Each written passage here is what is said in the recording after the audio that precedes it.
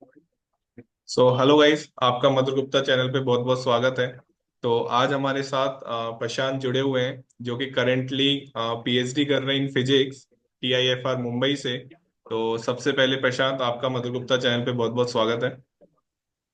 Thank you, Mother, and thank you for calling me here. I'm really happy to be here.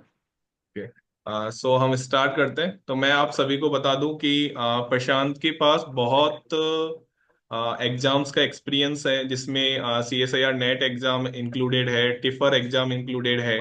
तो हम उन सभी के बारे में बात करने वाले हैं, और आपको इस कन्वर्सेशन से बहुत सारी स्कोप का पता लगने वाला है फिजिक्स में, कि करियर वाइज स्कोप हो सकता है और टिफर का कैसा इन्वायरमेंट होता है। जो कि मैं देख रहा हूँ कि बहुत कम वीडियोज हैं जिनके बारे में एक्चुअल का जो एक्सपीरियंस होता है, टिफर का रिसर्च एक्सपीरियंस, वो आपको आज जानने को मिलेगा। तो सबसे पहले हम वहां से ही बात करते हैं। मैं आप सभी को प्रशांत के पीएचडी टॉपिक के बारे में बता देता हूँ। एस्ट्रोनॉमी एंड एस्ट्रोफिजिक्स से पीएचडी कर रहे हैं। तो सबसे पहले टॉपिक की ही बात कर लेते हैं प्रशांत। तो कुछ टॉपिक के बारे में आप बताना चाहें। एस्ट्रोफिजिक्स और एस्ट्रोनॉमी एक बहुत वास्ट सब्जेक्ट है वैसे तो। But let me be more specific. मैं मेरी जो पीएचडी शुरू होगी, या अभी जो मेरा अभी का प्रोजेक्ट है, वो है ब्लैक होल पॉपुलेशन के ऊपर। मैं अभी ब्लैक होल पॉपुलेशन की स्टडी करने वाला हूँ यूजिंग ग्रेविटेशनल वेव, जिसमें हमारा लाइगो, लीजा, ऐसे अभी लीजा आने वाला है, लाइगो और वर्गो, ये इनकी हेल्प से हम ग्रेविटेशनल वेव्स की हेल्प से हम ब्लैक होल्स को स्टडी करते हैं जो बाइनरी बनाकर रहते हैं। हम थोड़ा सा टिफर के इन्वायरमेंट के बारे में बात करते हैं, ठीक है। जब मैं मेरे टाइम पे था तो मैंने बहुत सुना है टिफर के बारे में, अभी भी सुनता हूँ कि टिफर एक बिल्कुल रिसर्च इंस्टीट्यूट है। तो कैसा इन्वायरमेंट है टिफर का? मधुर, आपने काफी अच्छा क्वेश्चन पूछा, क्योंकि जब मैं स्टार्ट कर रहा था टिफर के बारे में जानने के लिए, तो मुझे बहुत वीडियोस मिले टिफर की। मैं आप किस तरीके से जा सकते हैं, प्रोसीजर क्या है, बट मुझे ऐसा कोई वीडियो नहीं मिला या ऐसी कोई इन्फॉर्मेशन नहीं मिली कि टीएफआर का रिसर्च में एक्सपीरियंस कैसा होता है बच्चों का। तो सबसे पहले, यहाँ पर लोग काफी प्रोफेशनल हैं और फ्रेंडली हैं, चाहे वो सीनियर्स हों, चाहे वो आपको प्रोफेसर्स हों, चाहे पीआई हो। They will never make you feel कि आप छोटे हो या फर्स्ट ईयर के हो। फॉर एग्जाम्पल, मेरी सीनियर्स और जूनियर्स दोनों से काफी अच्छी बॉन्डिंग है। सिमिलर बॉन्डिंग प्रोफेसर से भी होती है। ऑब्वियसली सब तरह के प्रोफेसर होते हैं, कुछ होते हैं जो बच्चों के साथ ज्यादा फ्रेंडली हैं, कुछ होते हैं जो कम फ्रेंडली हैं, but most of environment is friendly here. They encourage you, they help you to think. वो ये नहीं करेंगे कि आपको बेटा ये प्रॉब्लम है, इसको ऐसे ऐसे करो। What they will do is, they will give you to read something, and they will ask you कि अच्छा, आपको क्या अच्छा लगा इसको पढ़ के, क्या आपको लगता है आप इसमें कर सकते हो। Most importantly, they will give you something that you are interested in. अगर फॉर एग्जाम्पल, अगर मेरे पीआई ने मुझे कुछ पढ़ने को दिया, मुझे पढ़कर उसमें इंटरेस्ट नहीं आया, ओके। तो कोई भी पीआई ऐसा फोर्सफुली नहीं बोलेगा कि नहीं अब तुमको इसी में ही रिसर्च करनी है। दे विल मेक श्योर जो भी आप रिसर्च करो, आपका इंटरेस्ट उसमें बना रहे। तो this is, I think, very important. Other than that, PI will help you to, unleash your potential. They will not just burden you with some work जो कि शायद उनके ही काम को। They will make sure कि अगर आप कुछ काम करो, आप सीखो उसमें। So it's very friendly here, and they will support you. They are very supportive. People are very supportive. चाहे स्टाफ हो, चाहे आपके friends, seniors, juniors, PIs, post docs, everyone is very helpful. Okay. तो अभी मैं आप सभी को बता दूं, ठीक है, 1.5 ईयर अप्रोक्स प्रशांत को होने वाला है वहां पे टिफर मुंबई में। तो कैसा, मतलब मैंने सुना है कि पीएचडी में बहुत सारी चीजों को हमको ध्यान में रखना होता है। तो आपने किन चीजों को ध्यान में रख के पीएचडी ज्वाइन करी, ठीक है? और आगे आने वाली जो जनरेशन है, जैसे मोस्ट इम्पोर्टेंट क्वेश्चन ये है मेरा कि पीएचडी किनको ज्वाइन करनी चाहिए, आपने क्या सोच के करी, और आपके एक्सपीरियंस से किन चीजों को ध्यान में रख के स्टूडेंट्स को पीएचडी ज्वाइन करनी चाहिए? यस। मधुर, थोड़ा सा करेक्शन। मुझे 1.5 ईयर नहीं हुआ, मैंने अभी ज्वाइन किया है, and I am still in first year. मैं सेकंड सेमेस्टर में हूँ, okay okay. Which it is fine, but really good question. The reason I join PhD because I was interested in physics, which is first and foremost चीज जो आपको PhD के लिए होनी चाहिए, because it's a very long, like it's a 5 year, minimum 5 year long duration program. And अगर आपका research में इंटरेस्ट नहीं है, अगर आप प्रॉब्लम्स के साथ लंबे समय तक नहीं रह सकते, यू विल गेट फ्रस्ट्रेटेड। आप पीएच काफी एग्जाम्पल्स होते हैं जो पीएचडी छोड़ देते हैं because they are not interested in the research, not only in the results but you have to like the process. So मेरे लिए मुझे दो चीजें काफी अच्छी लगती हैं. First is getting to know about the physics and teaching, and I think I chose PhD because it allows me to explore both. It allows me to do research and also allows me to teach. So this is why I chose PhD. And for people who wants to do PhD, I will recommend आप PhD तभी join करें अगर आपका interest है research में, पढ़ाने में, because it is very hectic to, it is very hectic during those 5 years will not be easy. You will have really pressure. काफी टाइम आपके पास प्रेशर होता है कि आपको काम करना है. You have to work on Saturdays and Sundays as well. So if you're not enjoying it, you will get frustrated. तो इंटरेस्ट ऑब्वियसली मस्ट है ही कि आप उस के लिए 5 साल 6 साल देने वाले हैं। तो जब ये ईयर वाइज आपने बात करी 5 साल पीएचडी के लिए, तो मैंने बहुत सुना है कि आईआईटीज में पीएचडी और लंबी भी जा सकती है, ठीक है, 6 ईयर 7 ईयर। तो क्या टिफर में ऐसा कोई क्राइटेरिया है अबाउट पीएचडी, आप बता सके कि 5 साल में कंप्लीट हो जाएगी या 6 ईयर्स में? See, basic thing is they give us funding for 5 years. For 5 years, you'll get stipend. And अगर उन 5 सालों में आपका काम नहीं हुआ है, ओके। अगर आपका इतना इनफ काम नहीं हुआ है कि आप अपनी थीसिस लिख सकें, then you will get extension. Okay. But in most cases, अगर आपको एक्सटेंशन लेना तो इट इज मोस्टली 6 मंथ्स का एक्सटेंशन में आपका काम खत्म हो जाता है. तो in TFR at least duration varies from 5 year to 5 year 6 month, but there are some cases जहाँ पे और भी खिंचा है. But again it depends from case to case कि ओके। आपने अपने पिछले 5 सालों में कितना काम किया, कितने पेपर्स पब्लिश किए हैं.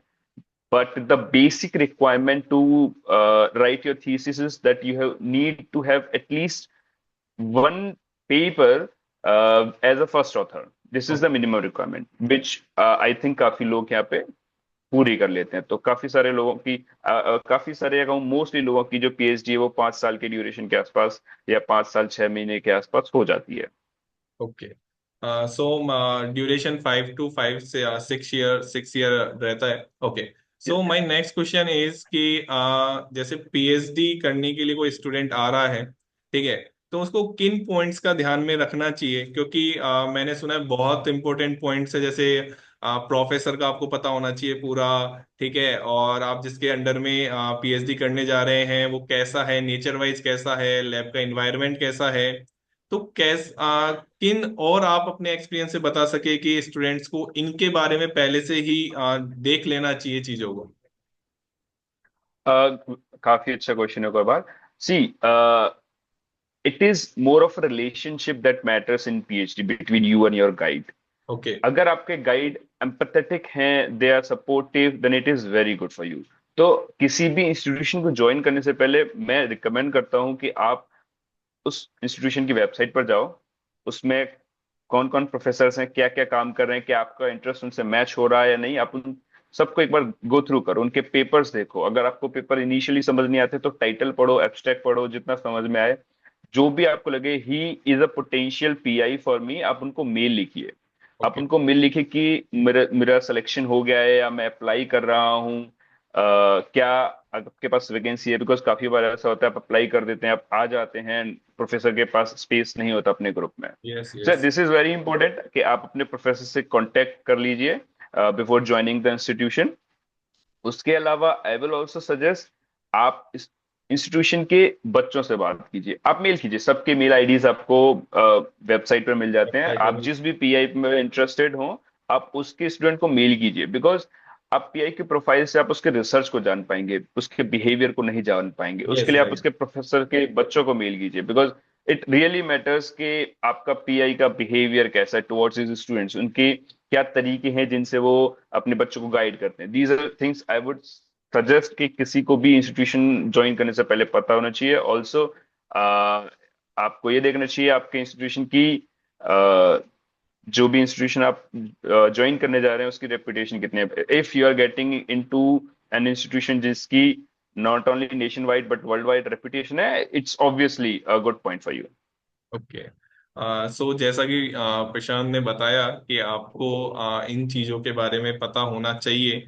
लैब का इन्वायरमेंट, आप लैब मेट्स की जो जितनी भी इंफॉर्मेशन है वो आपको साइट से अवेलेबल हो जाती है। ठीक है, क्योंकि हर प्रोफेसर का अपना पेज होता है और वो फिर अपने जितने भी स्टूडेंट्स हैं उनकी मेल आईडी वहाँ पे पब्लिश रखते हैं।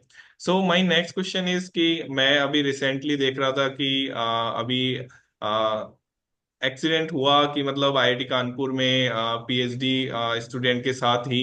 तो क्या पीएचडी का इन्वायरमेंट इतना हेक्टिक हो चुका है, या मतलब रियलिटी क्या है? क्योंकि ऐसी चीजें देखने के बाद स्टूडेंट्स के मन में डाउट आ जाता है कि क्या हमको करना चाहिए ये चीज। ठीक है, क्योंकि जहां भी हम ऐसे केसेस देखते हैं, चाहे वो आईआईटीज का हो गया, नीट का हो गया, या फिर ये पीएचडी वाला ड्यूरेशन भी हो गया, तो क्या ये एक्चुअल में इतना हेक्टिक है, या किन चीजों को स्टूडेंट्स को ध्यान रखना चाहिए जिससे वो अपना जो माइंड है वो काम रख सके? पीएचडी इज हेक्टिक, आपको काम काफी करना होता है, इसमें कोई दो राहें नहीं है। ओके। बट जैसे कि मैंने पहले कहा, अगर आपको इंटरेस्ट है तो आई डोंट थिंक आप ऐसी चीजों के बारे में सोचेंगे। बिकॉज सी, अगर what causes such accidents is either the student is not able to handle the pressure, he got frustrated, but अगर आपको मजा आ रहा है काम करने में, अगर प्रेशर है, even then you'll enjoy it. Other than this, I would recommend make friends, have fun with them, because it's not about grinding all the time. कुछ टाइम होगा जब आपके पास समय होगा, कुछ फेज होगा जब आपके पास प्रेशर बहुत ज्यादा होगा, काम बहुत ज्यादा होगा। तो इन सब में you need to also take care of your health. आप फ्रेंड्स बनाओ, घूमने जाओ, एंड आपके institutions, for example TFR gives you facilities of therapy, and there is an app your दोस्त जिसकी थेरेपी की TFR काउंसलिंग की हेल्प करता है। तो इन सब फैसिलिटीज का यूज करो। इफ यू फील फ्रस्ट्रेटेड और स्ट्रेस्ड, टेक वेकेशंस, इन घूमने जाओ। So these things are important, I will say, because काम रहेगा, कभी कम नहीं होगा, but you have to take care of your mental health regularly. Physical activity कीजिए जिससे कि आपके स्ट्रेस का लेवल थोड़ा कम रहे, and these sorts of activities, and most importantly if you're enjoying it, I don't think you will get frustrated. So my next question is कि TIFR हम जब नाम सुनते हैं, और टीआईएफआर मुंबई हो गया, ठीक है, हैदराबाद, आई थिंक हैदराबाद में भी है, ठीक है, तो रिसर्च का नाम आता है टीआईएफआर के साथ। तो वहां पे जो इन्वायरमेंट है, एक्चुअल जो इन्वायरमेंट है, क्या वो रिसर्च के अलावा और अदर एक्टिविटीज भी वहां पे होती हैं? ठीक है, कि केवल जो इन्वायरमेंट है वो पूरा रिसर्च का ही है? नहीं नहीं, काफी सारी एक्टिविटीज होती हैं। ऑब्वियसली यहाँ पर रिसर्च वाली काफी एक्टिविटीज होती हैं, conferences, seminars, schools of various kinds, सब चलते रहते हैं। But along with these there are many other activities to do.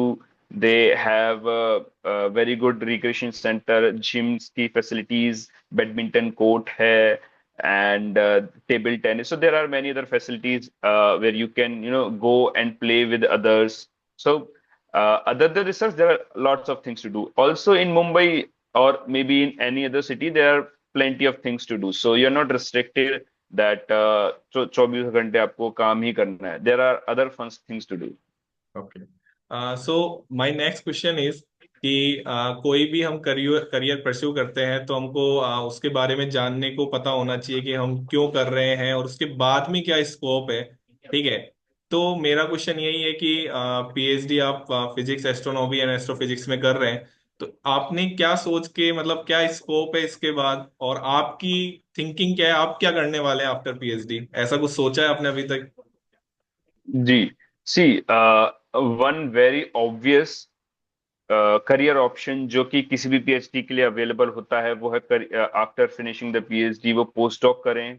Yes. Post doc के बाद प्रोफेसरशिप के लिए अप्लाई करें। This is a very obvious obvious career option, और आई थिंक अभी के लिए तो मुझे भी यही करना है। Okay. But one very important thing, I will से, पीएचडी जो आपको सिखाती है वो है प्रॉब्लम्स के साथ रहना, प्रॉब्लम्स को सॉल्व करना।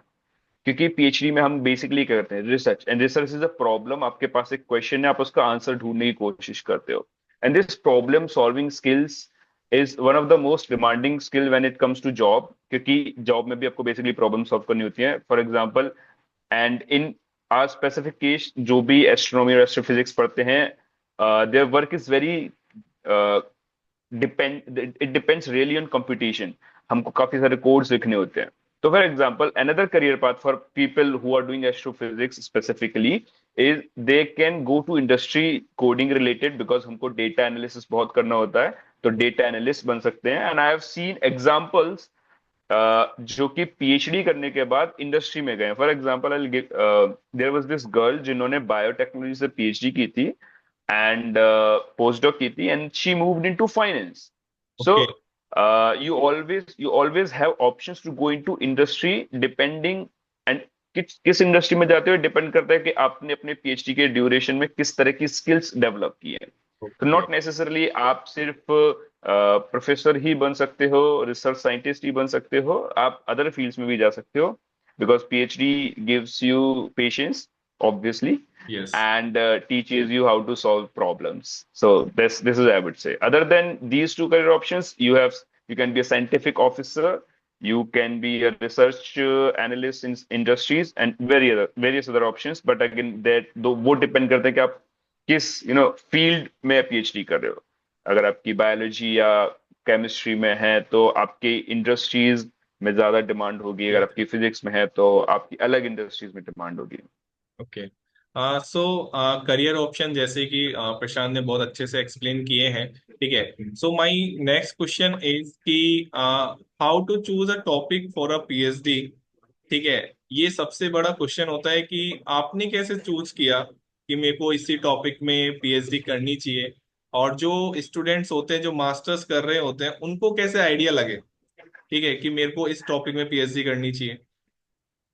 एक सबसे अच्छा तरीका है, अगर आप अभी मास्टर्स में फर्स्ट ईयर में हैं तो आप जिस भी प्रोफेसर के साथ चाहें, जो भी सब्जेक्ट आपको इंटरेस्टिंग लगता हो, कोई भी सब्जेक्ट सब्जेक्ट हो सकता है, चाहे वो कंडेंस मैटर हो, चाहे वो न्यूक्लियर हो, चाहे वो पार्टिकल फिजिक्स हो, एस्ट्रोफिजिक्स हो, कॉस्मोलॉजी हो, जो भी आपको पढ़ने में मजा आया, जो भी आपका कोर्स है, उसके प्रोफेसर के पास जाएं and ask for a reading project. And what they will do is they will give you something to read during your masters. तो अगर आप पढ़ते हैं, अगर आपको अच्छा लगता है, तो आप अपने प्रोफेसर के साथ या तो डिजर्टेशन कर सकते हैं या थीसिस कर सकते हैं। तो बेसिकली डिजर्टेशन या थीसिस 6 महीने से लेके 1 साल का प्रोजेक्ट होता है, जिस पर या तो आप कुछ नया काम करते हैं या पुराने काम को रिप्रोड्यूस करते हैं। ओके। अगर आप वहां फील करते हैं I am enjoying this work, then obviously you can go for PhD and probably into this field as well. This is first thing or first exposure a student can get in his masters. Assuming a bachelor's mein hai, you can also go for reading projects and ask your professors. They'll help you. If you have done masters, अगर आप masters कर चुके हैं and you're not sure कि PhD मुझे करनी चाहिए या नहीं करनी चाहिए, then what you can do is आप यूनिवर्सिटी की वेबसाइट पर जाइए, प्रोफेसर्स को मेल कीजिए, ask them for a project. आप उनके साथ 6 महीने 1 साल का प्रोजेक्ट कर सकते हैं। टीएफआर में भी काफी प्रोफेसर्स हैं जो एक्सटर्नल स्टूडेंट्स लेते हैं, उनको प्रोजेक्ट्स कराते हैं। इफ यू फील कि यार मुझे प्रोजेक्ट करके मजा आ रहा है, this is interesting, this is something I can do for long, then you can come for PhD and आप उसी चीज में अपना प्रोजेक्ट चूज कर सकते हैं। मुझे, अगर मैं अपने स्पेसिफिक केस की बात करूं, I was clear that I am interested in astrophysics, specifically cosmology. So I decided to go with cosmology. Okay. Okay.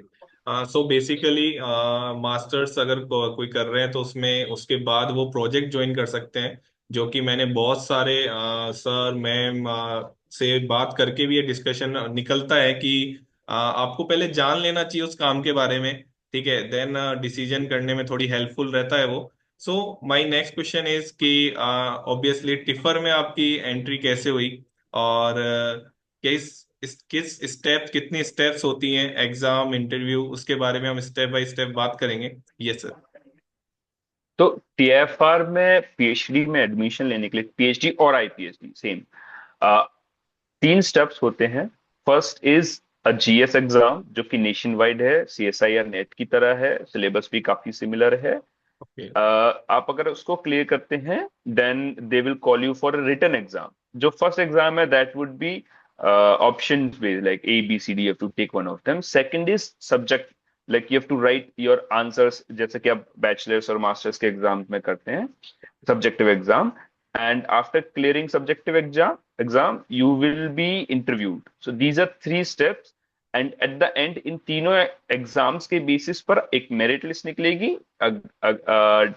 And then अगर आप उस मेरिट लिस्ट में हैं, then congratulation, you can come to TFR.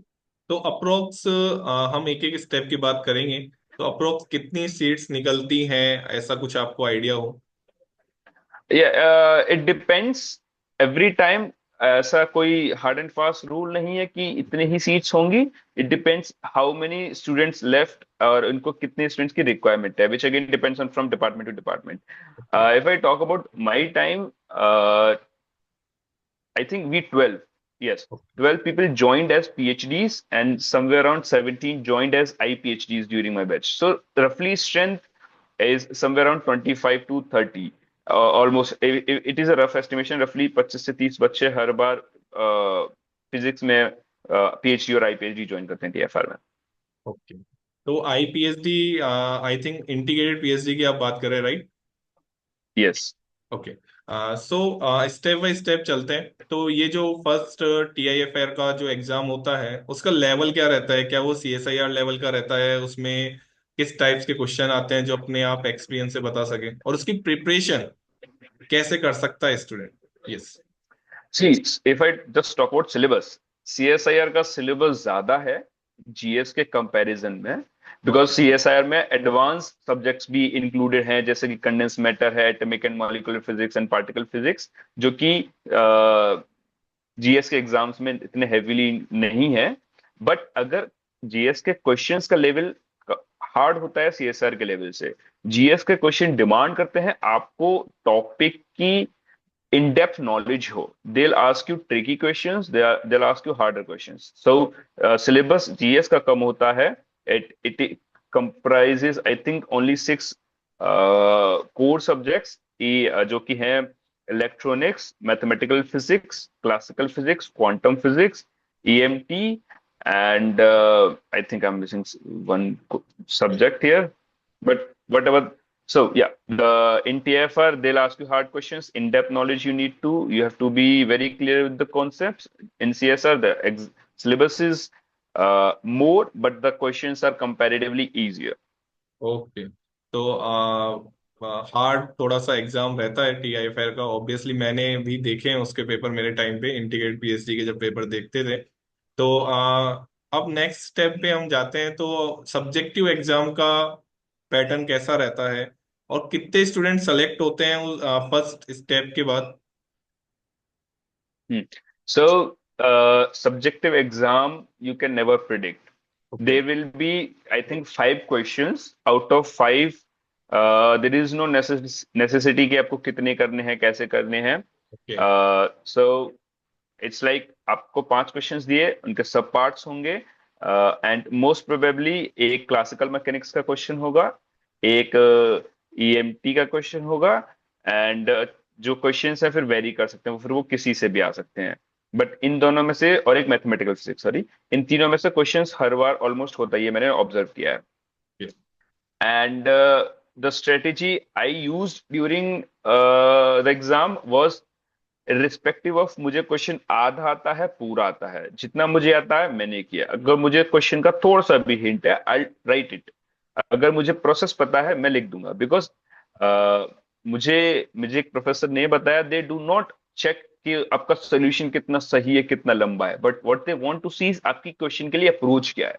Okay. अगर आपकी approach अच्छी है और आपने बीच में थोड़ी सी गलती कर दी, it is fine with them, because छोटी मोटी calculation error is not a big deal for them. So it is the approach that matters for them. Okay. तो how many students first step में क्लियर होके then second step में बैठते हैं? हाँ, तो if I remember correctly, roughly 170 students okay. were selected for that subjective exam, and out of those 170, somewhere around 43 were selected for the interview. Okay. So subjective exam जैसा प्रशांत ने बताया कि predictable नहीं होता है एग्जाम, ठीक है, फिर भी उन्होंने 3 टॉपिक्स के नाम लिए हैं कि जिनसे क्वेश्चन पूछे जाते हैं। तो आपने कहाँ से इन चीजों को ढूंढा कि यहाँ से क्वेश्चन पूछे जाते हैं? कहीं कोई सोर्स है जिससे हमको पता लग सकता है कि ये क्वेश्चंस, मतलब क्वेश्चंस तो पता नहीं लगेंगे, आई नो। मेरा क्वेश्चन ये है कि आइडिया लग सके कि ऐसे क्वेश्चन पूछे जाते हैं। तो जब मैंने ये रिटन एग्जाम दिया था, मुझे कोई आइडिया नहीं था किस तरह के क्वेश्चंस आने वाले हैं। एंड क्योंकि I just as many other candidates out there, मेरे पास भी ऐसा कोई नोन पर्सन नहीं था जो पहले से टीएफआर में हो। तो मैं बिल्कुल ब्लैंक था। आई वाज लाइक जैसा आएगा देख लेंगे। सो इट डजेंट मैटर कि आप, अगर आपके पास कोई पर्सन है जिसने पहले एग्जाम दिया है, तो you can ask for them questions. Internet पर कहीं अवेलेबल नहीं मिलेंगे आपको क्वेश्चंस। जिस तरीके से प्रीवियस ईयर्स, जीएस के प्रीवियस ईयर्स मिल जाएंगे आपको, ये वाले सब्जेक्टिव एग्जाम के नहीं मिलेंगे। एंड अगर आपको कोई नोन पर्सन है, आप उनसे पूछ सकते हैं अगर उनके पास पेपर हो। But more importantly, I will say that you work on your concepts and get to know the subject, because ultimately that is what matters. अगर आपको क्वेश्चन का लेवल पता चल जाए, अगर आप और आपको अपने सब्जेक्ट की नॉलेज नहीं है, this will not help much. तो अगर आपके सब्जेक्ट की नॉलेज आपको अच्छी है, तो आपके लिए आसान होना चाहिए सब्जेक्टिव एग्जाम भी क्लियर करना। Okay. So layer third, step third, interview, ठीक है। तो बेसिक क्या ध्यान में रहना चाहिए, और आपका एक्सपीरियंस कैसा रहा इंटरव्यू? क्या क्या टाइम ड्यूरेशन होता है, ठीक है? यस। हम्म। सो इंटरव्यू में सबसे जो एक जरूरी बात मैंने काफी बच्चों के साथ डिस्कशन में नोटिस किया और अलग अलग जगह पर इंटरव्यू देकर सीखा, कि अगर आपने मास्टर्स में कोई प्रोजेक्ट किया है, okay. There are very almost 100% chances they will ask about the project. They will ask आपने क्या किया था, कैसे किया था। तो आपका जो भी प्रोजेक्ट आपने किया हो, आप उसको एक बार देख कर जाओ, रिवाइज करके जाओ। और आपको अपने प्रोजेक्ट के बारे में अच्छे से नॉलेज होनी चाहिए, because this is what they expect, कि अगर आप कर कर आए हो तो आपको पता होना चाहिए आपने क्या किया है। Okay. They will ask you to explain some certain things. आपको एक क्वेश्चन पूछेंगे, आप उसको सॉल्व करोगे, एंड दे विल से कि आपकी जो भी अप्रोच है आप दिमाग में सॉल्व करो, try to explain to us, because again they don't want to see कि उन्होंने एक क्वेश्चन दिया, आपने बस आंसर दे दिया। दे वांट टू नो कि आपने इसका आंसर पर की अप्रोच क्या रही, आप उस आंसर तक कैसे पहुंचे। एंड उसके बीच में जब आप सॉल्व करेंगे, उस पर आपको बीच बीच में क्वेश्चन पूछेंगे। This is one very important thing. They are just trying कि आपको कितनी इन डेप्थ नॉलेज है अपने जो भी है। फॉर सेकंड पॉइंट इज, अगर आपसे एक क्वेश्चन पूछा जाता है जो आपको नहीं पता, या जिस सब्जेक्ट की आपको नॉलेज ही नहीं है, फॉर एग्जाम्पल अगर आप आईपीएचडी स्टूडेंट हैं और आपको पार्टिकल फिजिक्स का क्वेश्चन पूछा जा रहा है, तो आप उसको मना कर सकते हैं, क्योंकि एक आप ग्रेजुएट के बच्चे से, अंडर ग्रेजुएट के बच्चे से पार्टिकल फिजिक्स एक्सपेक्ट नहीं कर सकते। And this is what happened with one of iPhD student, he was telling me कि उससे पार्टिकल फिजिक्स का क्वेश्चन पूछा गया था, उसने मना कर दिया। तो अगर एक ऐसा टॉपिक है जो आपको नहीं पता, तो आप मना कर सकते हैं कि ये टॉपिक मुझे नहीं आता। And they also might ask you कि आपको कौन सा टॉपिक अच्छा लगता है। तो जो टॉपिक आपका स्ट्रांग हो आप उनको बताइए। और आई थिंक नीडलेस टू से, जो भी आप टॉपिक बताएं, you need to have some really good in depth knowledge of the topic. Okay. So ये जो आपने लास्ट में बात बोली कि जो हम टॉपिक बताते हैं, ठीक है, ये बिल्कुल सही बात है। मैंने बहुत सारे लोगों से भी सुना है जिनके साथ मैंने बात करी है कि हम जब भी किसी टॉपिक के बारे में उनको बताते हैं तो वो उसी से डेप्थ क्वेश्चन आपसे पूछते हैं, ठीक है। तो आई थिंक उस टॉपिक को बहुत अच्छे से प्रिपेयर करके जाएं, जो भी आप टॉपिक बता रहे हैं, ठीक है। और जैसा कि प्रशांत ने बताया कि कॉन्फिडेंट आपको कोई नहीं आ रहा है, तो हो सकता है वो इसलिए ही पूछ रहे हो, ठीक है, कि आप उसको कैसे अप्रोच कर रहे हैं, ठीक है। राइट। तो आप उसको मना भी कर सकते हैं। ओके। सो ये 3 स्टेप्स होती हैं जो कि प्रशांत ने बहुत क्लियरली आपको समझाया। फर्स्ट रिटर्न, देन हम वापस सब्जेक्टिव टेस्ट होता है, टिफर लेता है वापस, एंड देन इंटरव्यू, ठीक है। तो टिफर मैं आप सभी को बता दूं, सीएसआईआर में प्रशांत की AIR 17 रैंक आई है, अचीव की है उन्होंने, ठीक है। और तो ये दोनों एग्जाम्स, जैसे पहले भी प्रशांत ने बताया है कि वो उसका लेवल इतना हाई नहीं होता है, टॉपिक बहुत ज्यादा होते हैं, ठीक है, और टीआईएफआर में टॉपिक थोड़े लिमिटेड होते हैं। तो माय नेक्स्ट क्वेश्चन इज कि क्या अलग प्रिपरेशन करनी चाहिए टीआईएफआर एग्जाम के लिए सीएसआईआर नेट से? अगर आप बीएससी कर रहे हैं तो आप मोस्ट प्रोबेबली जैम भी देने वाले हैं, और अगर आप मास्टर्स कर चुके हैं तो आप सीएसआर नेट देने वाले हैं। आप इन दोनों की प्रिपरेशन के साथ जीएस की प्रिपरेशन कर सकते हैं, क्योंकि इनके सिलेबस बहुत ज्यादा ओवरलैपिंग है। But one thing extra that you need to do is to solve ऐसे क्वेश्चन जो सीएसआर या जैम की लेवल के ऊपर के हैं, जैसे जो कि आपको क्वेश्चन जेस की लेवल के मिलेंगे, या जो आपको टीएफआर के ईयर देने को मिलेंगे। तो सिलेबस और लेस सेम, काफी ओवरलैपिंग बस में, बस आपको क्वेश्चन के लेवल इंक्रीज करना पड़ेगा। तो आप अलग अलग सोर्सेज ढूंढ सकते हैं, हार्ड क्वेश्चंस या ऐसे क्वेश्चन जो आपकी नॉलेज चेक करें, और वहां से आप इनकी प्रिपरेशन कर सकते हैं। ओके।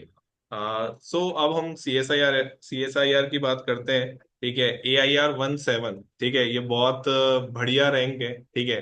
तो ये कैसे हमको वही प्रिपरेशन में किन बातों का ध्यान रखना है जिससे इतना अच्छा रिजल्ट हमको अचीव हो सके? Yes. Thank you for this, Madhur.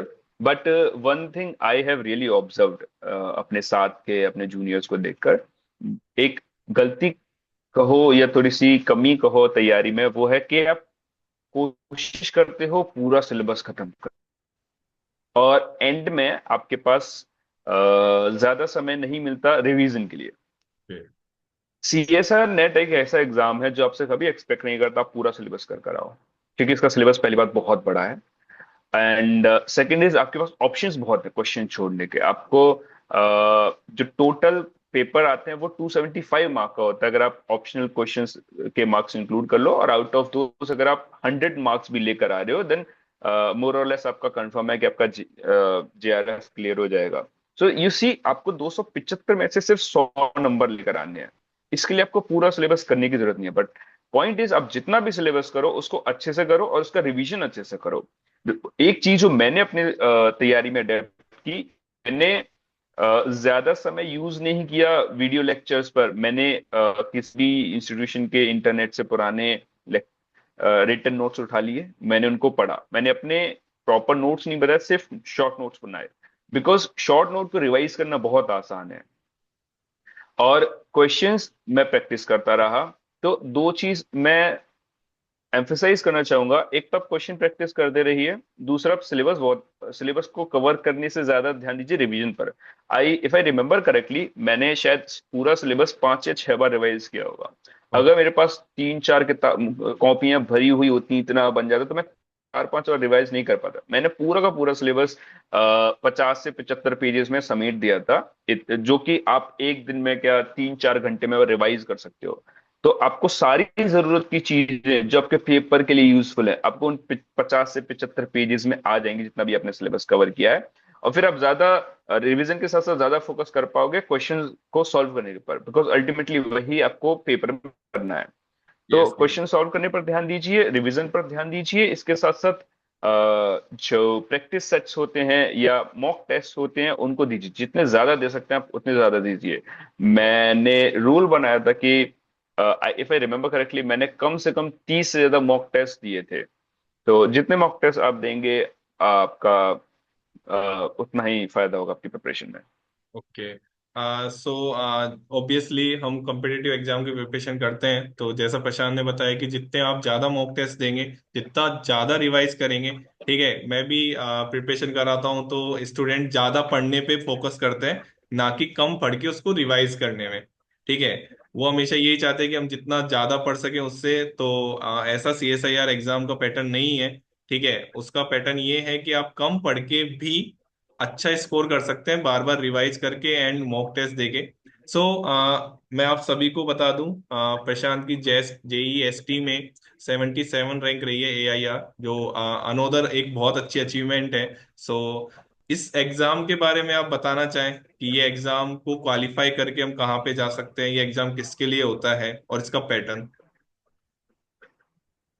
Again जेस्ट, GS, CSR, इनका सिलेबस काफी ओवरलैपिंग है। अगर आप एक के लिए तैयारी कर रहे हैं तो ऑलमोस्ट सबके लिए हो जाएगा, सिर्फ क्वेश्चंस के लेवल अलग हो जाते हैं। अगर आप जेस्ट क्लियर करते हैं तो आपको इंडिया की टॉप मोस्ट इंस्टीट्यूशंस में एडमिशन मिल सकता है जेस्ट के थ्रू। TFR is one example, other than TFR ICTS is there, ARIES is there, IISc is there. काफी सारी डीएई और यूजीसी की लैब्स हैं जो के थ्रू लेती हैं। एंड आइजर्स ऑलमोस्ट सारे आपको जेस के थ्रू लेते हैं। तो अगर आपने जेस क्लियर किया तो फिजिक्स में आपकी ऑलमोस्ट टॉप इंस्टीट्यूशन जो भी हैं सारे के सारे जेईएसटी जेस के थ्रू आपको एडमिशन देते हैं। ओके। अब सबकी अपनी अलग अलग रिक्वायरमेंट होती है कि वो किस रैंक को देंगे, but you can get into almost any good institution with जेस। ओके। तो तीनों एग्जामों के बारे में हमने डिटेल में बात करी, ठीक है। हमारे पास 3 मिनट्स लेफ्ट है अभी कन्वर्सेशन के लिए। तो मैं आप सभी को ये बता दूं कि मास्टर्स यूनिवर्सिटी ऑफ दिल्ली से प्रशांत पास आउट है, ठीक है। तो इनकी जो जर्नी रही है वो जैसा कि बहुत नॉर्मल कॉलेज से और टीआईएफआर तक पहुंचने का सफर, ठीक है। तो आई थिंक वो इस वीडियो में हम नहीं कर पाएंगे। तो क्या हम नेक्स्ट वीडियो के लिए जा सकते हैं Prashant? Sure sure sure, I am fine with it. I'd really like to share my experience कि कैसे मैंने एक नॉर्मल से छोटे से कॉलेज से बैचलर्स, जो कि काफी अच्छी नहीं कहूंगा मैं, वहां से मैंने काफी चीजें ओवरकम की, अपनी प्रॉब्लम्स दूर की, अपने कॉन्सेप्ट्स ठीक किए और फिर यहाँ तक एटलीस्ट ईएफआर तक पहुंचे। तो I'd like to share that experience as well. Okay. So thank you so much, ठीक है।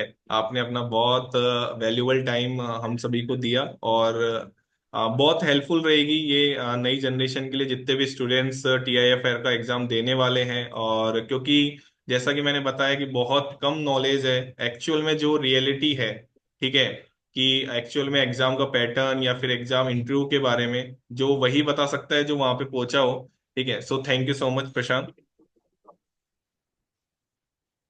Thank you for having me Madhur, I am really glad कि मुझे अपॉर्चुनिटी मिली, मैं तुम्हारे साथ और तुम्हारी ऑडियंस के साथ अपना एक्सपीरियंस शेयर कर पाया।